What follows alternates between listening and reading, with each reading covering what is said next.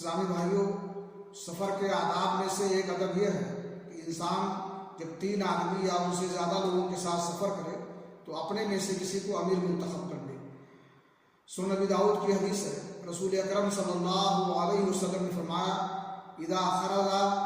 सलासतुन फी सफरिन फलियुम्मिरु अहदहुम, जब 3 आदमी सफ़र में निकले हैं तो अपने में से किसी को अमीर मुंतखब कर ले और उस अमीर की सारी बातें मानी जाएंगी, उसकी इताअत की जाएगी, उसके हुक्म की तामील की जाएगी, जब तक कि वो अल्लाह की मर्ज़ी के ख़िलाफ़ कोई बात ना कहे। अगर वो अमीर अल्लाह की मर्ज़ी के ख़िलाफ़ कोई बात कहता है तो उसको नहीं मानना है, क्योंकि अल्लाह के नबी की हदीस है,